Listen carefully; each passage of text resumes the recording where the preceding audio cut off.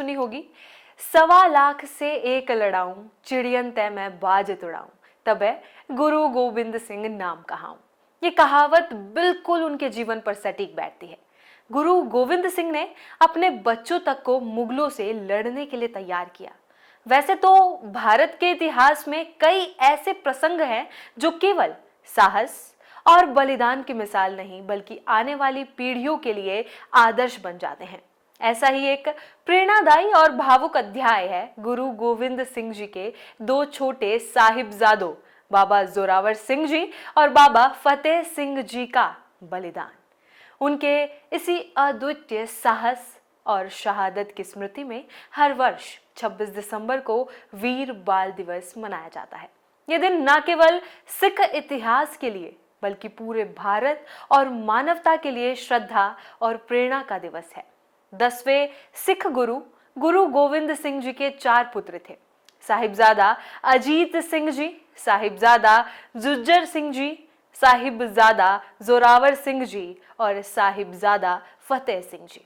बाबा जोरावर सिंह जी का जन्म 17 नवंबर 1696 को तथा बाबा फतेह सिंह जी का जन्म 12 दिसंबर 1699 को हुआ। कम उम्र के बावजूद दोनों साहिबजादों में गहरी धार्मिक आस्था, अद्भुत धैर्य और निडरता देखने को मिलती। वे गुरु गोविंद सिंह जी से केवल पुत्र ही नहीं बल्कि शिष्य के रूप में भी जुड़े थे और साहस, धर्मनिष्ठा तथा सत्य पर अडिग रहने के संस्कार उन्होंने अपने पिता से ही पाए थे। उस समय भारत में मुगल सम्राट और उसके कई सूबेदारों द्वारा धर्म के नाम पर अत्याचार किए जा रहे थे। जबरन धर्मांतरण, जजिया कर और धार्मिक स्वतंत्रता को कुचलने की नीतियां आम थी। गुरु गोविंद सिंह जी ने सिख पंथ को संगठित कर अन्याय और अत्याचार के विरुद्ध खड़े होने का आह्वान किया। उन्होंने 1699 में खालसा पंथ की स्थापना की, जिसका मूल संदेश था अत्याचार के विरुद्ध खड़ा होना, कमजोर और पीड़ितों की रक्षा करना और हर अन्याय के सामने दृढ़ रहना। इसी पृष्ठभूमि में गुरु गोविंद सिंह जी और उनके परिवार को लगातार युद्धों, षड्यंत्रों और विश्वासघातों का सामना करना पड़ा। आनंदपुर साहिब पर लगातार हमलों और घेराबंदी के कारण परिस्थितियां अत्यंत कठिन हो गई। आनंदपुर साहिब लंबे समय तक घेरे में रहा। भोजन और पानी की कमी हो गई। अंततः झूठे वादों और कस्मों के आधार पर मुगल और हिल रियासतों के सेनापतियों ने गुरु गोविंद सिंह जी से कहा कि यदि वे किला खाली कर दें तो उन पर आक्रमण नहीं होगा। परिस्थितियों को देखते हुए संगत और परिवार की सुरक्षा के लिए गुरुजी ने आनंदपुर साहिब छोड़ने का निश्चय किया। किले से निकलते समय रात का अंधेरा था, मौसम प्रतिकूल था और रास्ते में सरसा नदी उफान पर थी। दुश्मनों ने वादा तोड़ा और हमला कर दिया। इस अफरा तफरी में गुरु गोविंद सिंह जी का परिवार बिछड़ गया। गुरु गोविंद सिंह जी अपने 2 बड़े पुत्रों और कुछ सिंहों के साथ अलग हो गए। माता गुजरी जी गुरु जी की माता छोटे साहिबजादों बाबा जोरावर सिंह जी और बाबा फतेह सिंह जी के साथ अलग दिशा में निकल गई। बाद में गंगू नाम का एक पुराना सेवक जो कभी गुरु परिवार के घर में काम कर चुका था, उन्हें अपने गांव ले गया। माता गुजरी जी ने उन पर विश्वास किया, लेकिन यही विश्वास आगे चलकर बड़ा विश्वासघात साबित हुआ। गंगू ने माता गुजरी जी और दोनों साहिबजादों को अपने घर में ठहराया। रात के समय वो उनके पास रखे धन और कीमती सामान को देखकर लालच में आ गया। उसने न केवल उनका सामान चुराया बल्कि अगले ही दिन उन्हें सरकार के हवाले कर देने का निर्णय ले लिया। उसने स्थानीय मुगल अधिकारियों को सूचित किया और इस तरह माता गुजरी जी और दोनों छोटे साहिबजादों को गिरफ्तार कर लिया गया। उन्हें सरहिंद ले जाया गया, जहां नवाब वजीर खान का शासन था। बाबा जोरावर सिंह जी और बाबा फतेह सिंह जी को सरहिंद के नवाब वजीर खान के दरबार में पेश किया गया। उनकी आयु मात्र लगभग 8 और 6 वर्ष के आसपास थी, लेकिन दिल में हिम्मत पर्वत के समान अडिग थी। दरबार में काजी और अन्य अधिकारी मौजूद थे। वजीर खान ने उन्हें तरह तरह के प्रलोभन और धमकियां दी। यदि वे इस्लाम कबूल कर लें तो उन्हें बड़े बड़े खिताब, जागीरें और आरामदायक जीवन दिया जाएगा।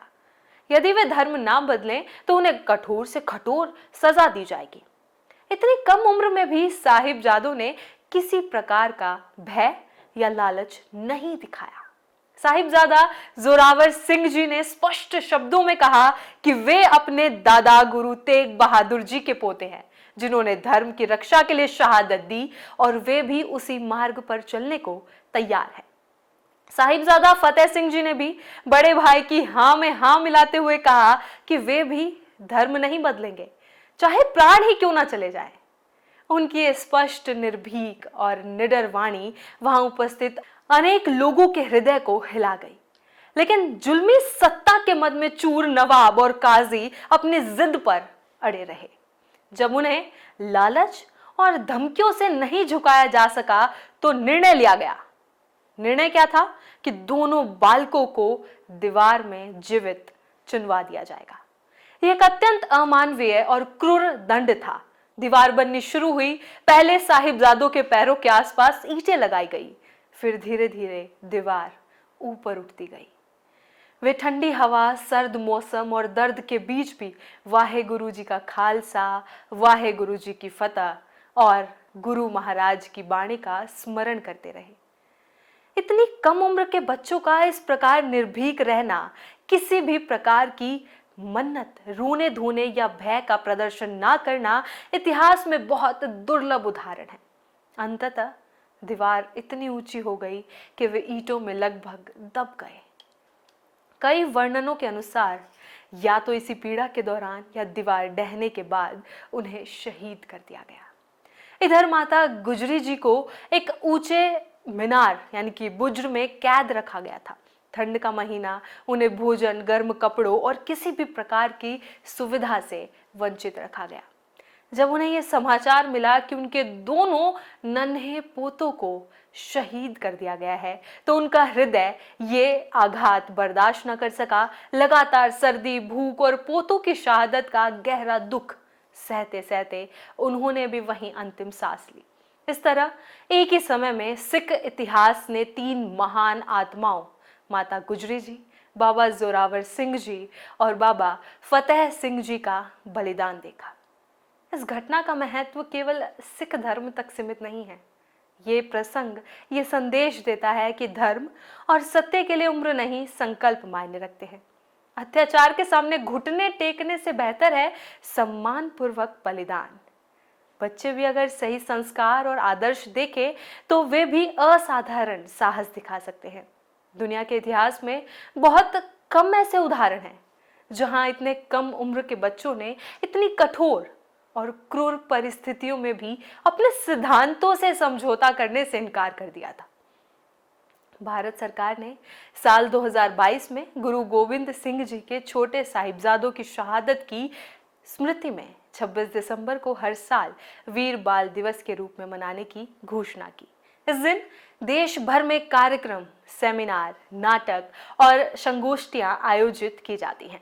विद्यालयों में बच्चों को साहिबजादों की कहानी सुनाई जाती है। वीरता, त्याग, धर्मनिष्ठा और सच्चाई के आदर्शों पर चर्चा होती है।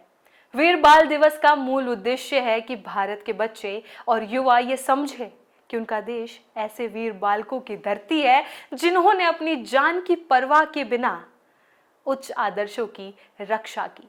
ये दिन बच्चों के मन में ये भाव भरने का प्रयास करता है कि वे स्वयं भी जीवन में सत्य, न्याय और मानवता के पक्ष में खड़े हों, चाहे परिस्थितियां कितनी ही कठिन क्यों ना हो जाए। वीर बाल दिवस केवल एक ऐतिहासिक घटना की स्मृति नहीं, बल्कि एक जीवित प्रेरणा है। गुरु गोविंद सिंह जी के छोटे साहिबजादों बाबा जोरावर सिंह जी और बाबा फतेह सिंह जी ने ये सिद्ध कर दिया कि साहस, धर्मनिष्ठा और आत्मसम्मान उम्र पर निर्भर नहीं करते। 26 दिसंबर को जब हम वीर बाल दिवस मनाते हैं तो हमें केवल श्रद्धांजलि ही नहीं बल्कि आत्म मंथन भी करना चाहिए। क्या हम अपने जीवन में सत्य और न्याय के लिए खड़े हो पा रहे हैं? क्या हम अपने बच्चों को ऐसे आदर्श दे रहे हैं जो उन्हें दृढ़, करुणामय और निडर इंसान बना सके। इन प्रश्नों पर विचार करते हुए यदि हम अपने जीवन में थोड़ा भी सकारात्मक परिवर्तन ला पाते हैं तो यही वीर बाल दिवस की सच्ची सार्थकता होगी। बने रहिए चैनल 4 न्यूज़ इंडिया के साथ। डॉक्टर ऑर्थो, अब दर्द भी घुटने टेकेगा।